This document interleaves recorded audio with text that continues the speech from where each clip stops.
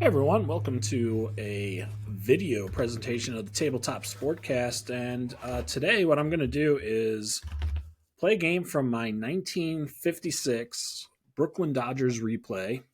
And I'll be using Greenfox Spreadsheet. And really, my goal here is to kind of showcase the Greenfox Spreadsheet a little bit more. We did do a great episode on this. And if you got a chance to hear my interview with Mike Gutowski, we went over one of the earlier versions. What I've done now is I've kind of set up the Greenfox spreadsheet to be more of a single team replay from a specific year. So I'll show you a little bit of like what that looks like, and then just take you through like a few innings of actually scoring a game. We're not going to probably play the entire game, although we'll see how it goes. If it's coming out to be an interesting game, maybe we'll just continue on with it as well. So yeah, I've started this project. What I'm doing really is a single team replay focusing on the Brooklyn Dodgers, but I'm doing more of a mini play. So what I've done is I've selected 32 games from their season that I'm going to play. And I kind of weighted it based on the standings. So like the teams that were, in last place and second to last place, I only wanted to play them like a couple of times. And then I basically played, so there was 8 teams in the league, right? So the bottom two I'm playing like twice each. And then it'll be a home and home. And then for the 5th and 6th place teams, playing them 4 times each, 2 home, 2 away. And then for the 3rd and 4th place teams, I'm playing them 6 times each. And then finally for the team in 2nd place, which was the Milwaukee Braves, playing them 8 times. And that's how I got to my 32 games. So it's kind of a weighted schedule that I'm using. But I actually used the actual like as played schedule to help me out with this particular project. So we'll get into that in just a second. In fact, let's take a look at Greenfox spreadsheet real quick. So here's where I stand right now in my league standings. You can see right now, Cincinnati technically is in first place because they beat the Brooklyn Dodgers in the one game that they played, but they've only played the one game. Dodgers are 8-2 through 10 games, so about a third of the way through the season. Hoping to finish this up by the end of March.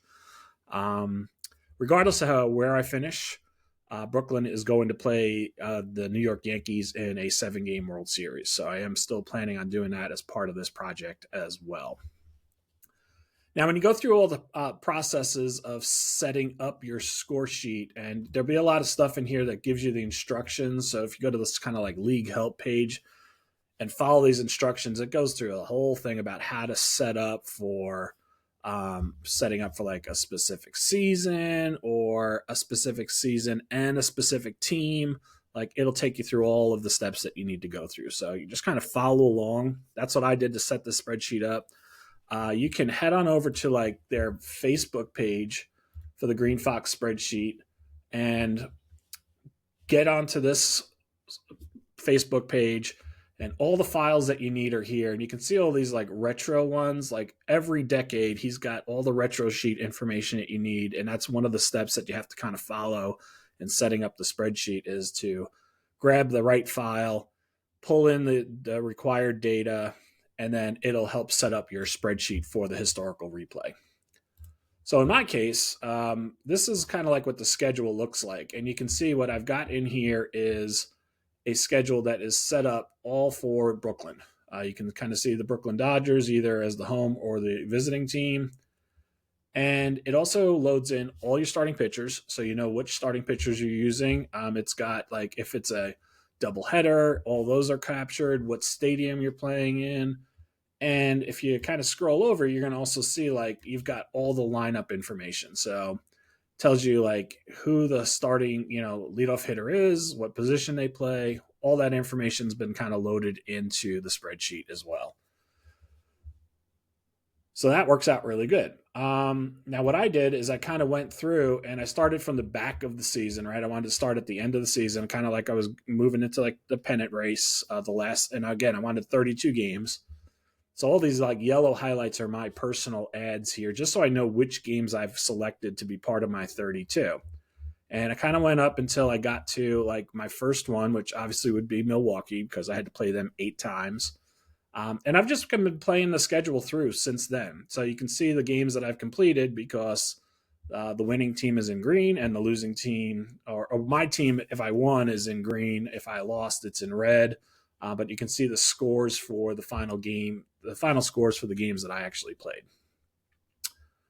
All right, so the next game I'm playing is this game right here from August 22nd, Brooklyn at St. Louis. So we're going to get St. Louis Cardinals out here and kind of just take you through it here as we set this up. So you head on over to the score sheet, and this is still my last game.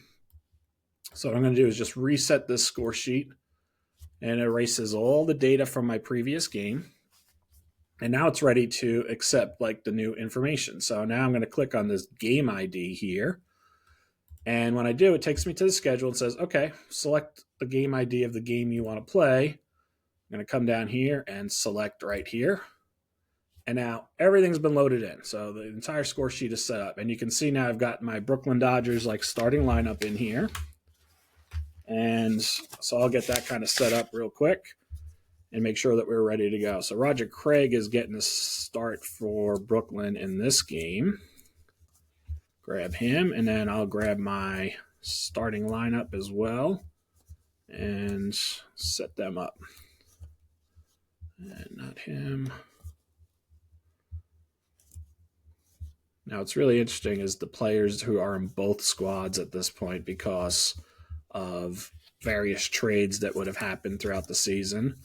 Let's see. Amoros is not in the lineup. Okay, so Gilliam, Reese, Snyder, Ferrillo, Robinson, Campanella, got them all. All right, so they're set up. And then I'll take you through another step that I'll do here. But now I'm going to scroll down here and get to the St. Louis lineup. And we'll get them set up with Paholski on the mound.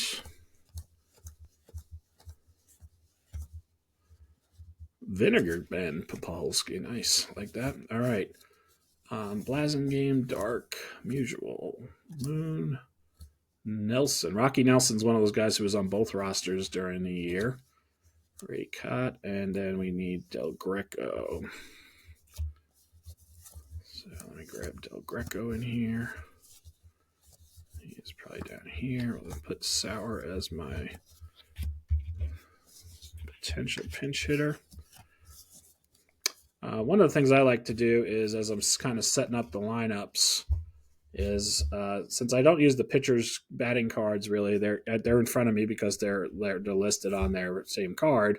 Is I'll just turn around who I think is going to be my first pinch hitter, and I'll just put them as the placeholder for the pitcher, and that just makes it easier for me to find them later on. All right, now we are also going to need to go real quickly to baseball reference. So I'm going to just get to my team here and pull up Brooklyn. Now, most of the information I need is actually already in the spreadsheet, but since I'm playing History Maker Baseball, there are a couple of things that I'm going to need, and one of those is the umpires. So I'm going to actually go to the game. I'm also checking here, even though I'm not doing a lot of the game day results, I am checking to see, like, at this point, Brooklyn was on a 4-game winning streak, and then I'll click over to St. Louis, their opponent for today, and we'll double check them, and they are on a 3-game losing streak. So I'll just roll to see what their team qualities are for the game. I kind of just default to the 2 hitter is going to be the hot batter, and the 8th hitter is going to be the cold batter without me having to worry about day-to-day. Since I'm not really playing the schedule in order, I just do that. So what I've got for today is, okay, Brooklyn is going to be harmonic, and St. Louis is going to be dissonant. So we got that set up, and now I'm going to go into the actual box score for the game and scroll all the way down. So first thing I want is my umpires here, and you can see those. So I've got all the umpire cards from the set. Let's see where they are. So there's Getz and Descoli, and Sikori, and England. So we got them. I got my umpires set up, and then I'm going to take a look just to see, I try to make sure I use the right pinch hitters as they were used to a degree. So like Clem Labine, who is the closer for the Dodgers, we'll put him over there. And I'll just save him to the side just in case I need a relief pitcher, he'll probably be the one that I'll go to. And then for St. Louis, it's Collum and Jackson. So we'll grab both of those guys, and we'll keep them to the side. And those will be probably the first pitchers that I will look to use. Now, if it's the closer, I may use somebody else in addition if I feel like I need to get to, like have somebody who's the bridge to the closer.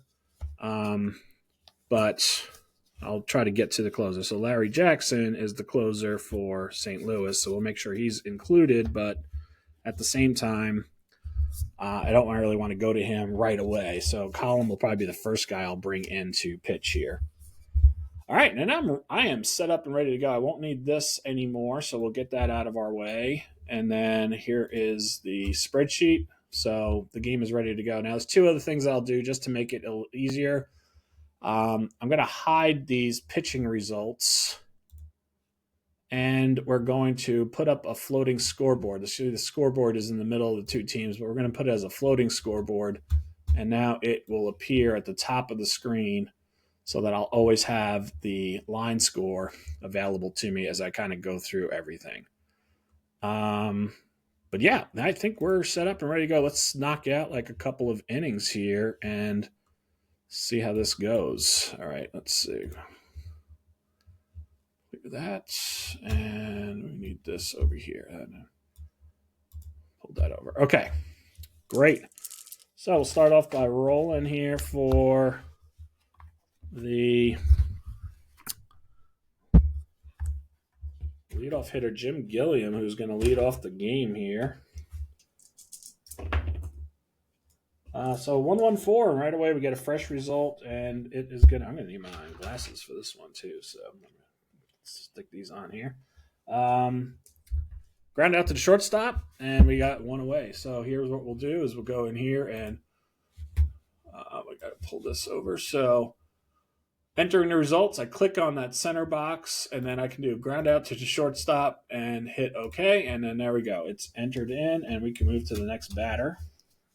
And I really like on the Greenfox spreadsheet how it is laid out like a actual score sheet. All right, and then a 2-3-6. So Paholski does not have double control, so this is going to be a walk to Reese. And he is now on first base. And then Duke Schneider will be up, and he gets a 1-3-6. So Paholski is not an ace. And Snyder did not get the whiffer. He's semi-whiffer, but we did not get the dot. So it's going to be infield drama. And we'll roll two more. And the 3-4 asks if the third baseman is gold. I think he is because it's Ken Boyer, who is the third baseman. And, yep, he's a full gold. So he's going to make the play. And that's going to be a force out. So we're going to get G5, fielder's choice to the third baseman. You can see it's marked now. The first guy on first is the one who's going to be out. So now we got two down with Snyder on first. And it's going to be Carl Furillo coming up. And he gets the 1-1-6, which is a fresh result, is a strikeout. And that will end the inning. And now we can go down to St. Louis, bottom of the first here. Blasingame leading off against Craig. Also a semi-star. Both pitchers are semi-stars. 2-3-4. He's not the hot hitter, so it's going to be a pop-up to the third baseman for the first out. And then Al Dark comes up, and he gets a 1-4-5. We are not struggling, so it's going to be a ground out to third. And that'll bring up Stan Musial next. And Stan the man, 235. Not a wild pitcher, and he is not eager, so it would be a ground out to second. If he was patient, he could walk, but he's not. So it's going to be a G4. And again, end of the inning. So there you go. First inning completed. You can see like the spreadsheet's really not getting in my way. It's not slowing me up all that much from scoring the game. Another 1-3-6 result. And once again, this is going to be infield drama. So defense of St. Louis being tested early here. 4-5 is the shortstop iron. Let's see, who is the shortstop? Al Dark. He is not. He is a normal, so not iron. So he's going to make the play. G6. And Jackie Robinson goes down. And here's Campanella. Oh, and he got a home run king, but he didn't get the dot. He's a semi-home run king, so he's going to fly out instead to center field. F8. 2 down for Gil Hodges. And a 1-1-4 is going to be another fresh result. He's going to ground out to shortstop, and starting pitcher's in control early. Here comes Wally Moon up to the plate to face against Craig. And he also gets a home run king, but he is a semi-slugger, so he's also going to fly out. So a couple of deep fly balls early in this game. That's Sportsman's Park. As Rocky Nelson comes to the plate and gets a 1-2-6. That's an L4 as a fresh result. That's 2 down. And now here's Ken Boyer, who made that nice play in the first inning. And he gets a 4-4-4 result, so he is not a scrapper. And it's a double unless he's a home run king. Semi-home run king, got the dot. And Boyer has left the yard. So we got our first run of the game. Ken Boyer going deep. And now here's Ray Cott, 3-3-5. Not a wild pitcher. Not a sad sack. So he's going to get a single. If he wasn't stoic, he would have also gotten a stolen base on that, but he is stoic. Stoic catcher. And here comes Bobby Del Greco coming up. And he gets the L4 result. So on the fresh, so that's going to end the inning. But a 1-0 lead for St. Louis. And that will bring up Randy Jackson to lead off the third here. And a 3-5-6 result. They're both right-handers, so that's a strikeout. This Paholski in control right now. And he gets Roger Craig this time around. 1-1-4, another G6 on the fresh result. He's been able to take advantage of that pretty well so far. And finally, Jim Gilliam with a 2-4-4. Not an ace and not a champion and not a whiffer, so he's also going to go out G6. And 3 quiet innings so far for the Dodgers as Paholski is in control.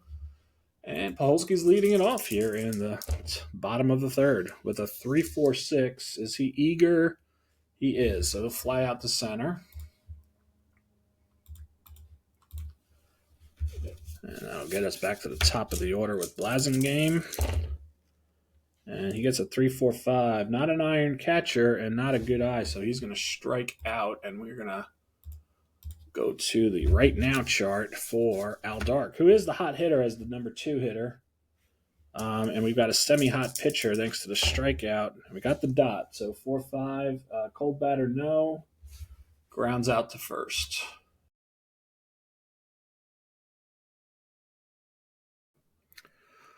All right, so that was 3 innings of that game between the Brooklyn Dodgers and the St. Louis Cardinals from 1956. And just really wanted to showcase a little bit of what the Greenfox spreadsheet offers you in terms of being able to track your game.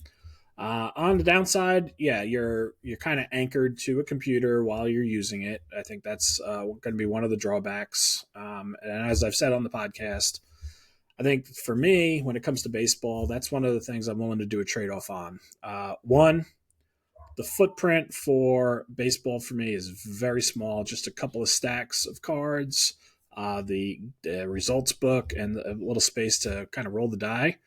And I can do that in front of the computer, in front of the keyboard, and still be able to track all the stats. And that's something that I really want to be able to do when it comes to baseball. Even for a small project like this, where I'm mostly focused on one team and not even going for a full season worth of stats, I still like to see them. I like to see how the players are trending and see how it's working out when I go through all that. That all said, let's take a look too at some other features of the Greenfox spreadsheet. So what you can see here is there's a lot of stat keeping. These are team stats. So what you're seeing right now is my cumulative pitching stats. Obviously, most of those are for Brooklyn. You can see that the other teams haven't played nearly as many games. You also get like cumulative batting stats. And it's tracking quite a few things. It's tracking most of what you would want as I would call like kind of enhanced baseball stats. It's not getting into a lot of the like sabermetric kind of stats at this point in time, but you are getting most of like your enhanced kind of baseball card stats, and you get to track all of that. In addition to like team stats, you can also get the pitchers, individual pitchers, individual batters, and get all of their cumulative stats. And you can also get their individual kind of game stats. So this kind of has every single line score for the pitchers. You can see kind of here Don Besant and all of his appearances are showing up. So I can basically go back to any of the games that I want to see and see how he performed in any of those games. And then, of course, I think what most people are looking for, if they're going to track the stats, you want to see leaders. Now, because I'm not really playing a balanced schedule, you can see at the top here, my minimum plate appearances are based on just one game because that's the minimum number of games that every team has played. So I've got some guys in here who maybe have only played a handful of games. Mostly I'm tracking guys like Brooklyn. So you can see like Duke Snider has had a pretty good run of it as of late. One of the things I really like about the league leaders is you can click on a player and then it'll highlight where they are across all of the stat categories. So, if I want to see how kind of season Schneider is put together against the league leaders, yeah, I can do this. And of course, this is mostly Brooklyn. So, yeah, he's probably my top batter on Brooklyn. Carl Furillo is another guy that we can take a look at and see like he's been putting together a pretty decent season as well. And batting average wise, yeah, he's pretty much my top guy. Same thing goes for and you can see all the stats. Like everything that's being tracked is being used in the league leaders as well. Um, Pitching leaders, same thing. Minimum appearance, one game. Here's my closer, Clem Labine, who's got 3 wins in relief already. So putting together a pretty decent season for himself as well. He's also got a couple of saves. If I want to look at like Carl Erskine, you can see how he is doing across the board. So I really love that feature of being able to just highlight a single player and see how they're performing overall. But yeah, you got your pitching leaders, you've got your batting leaders, and of course your overall standings at a moment's glance. And that's really it. So I think it's a really good utility for if you're really looking to track your baseball stats. There's a lot of decent utilities out there, but this is probably my new fave, and I'm going to probably use it for most of my baseball projects again because of the simplicity of just tracking everything. If there's a downside, it doesn't autoplay any games. So if you're someone who wants to play like your single team replay, but you want to track all the other games and have those be autoplayed, then you're probably looking at a different utility that you're going to need to utilize. And another one of my favorites that I will use is Digital Diamond Baseball for that purpose. I don't think I'm going to go to Digital Diamond for just most of my kind of tabletop play anymore. It'll probably be Greenfox. But if I wanted to do like I did with my 77 Yankees replay, yeah, I think that's pretty useful to be able to go there and have it take care of all the other games and get like your full season standings while you're just playing out like one particular team. But you can do your historical leagues in this to do full season replays for every single team. You can do I've set up here, like a single team replay. You can even do like custom leagues too. You just have to do a little bit more of the manual entry up front to be able to make that work. That's about it. That's the Greenfox spreadsheet and me using History Maker Baseball and just a little glimpse at my 1956 Brooklyn Dodgers mini play. And like I said, I'm about a third of the way through, hoping to get through about 32 games in their regular season and then play that 7-game World Series, up to 7-game World Series with the New York Yankees. And that's it. So I appreciate you tuning in, and hopefully this has helped you kind of understand a little bit about what Greenfox offers, and we'll be back next month with some other glimpse into another game or games. All right. Till then, thanks for watching.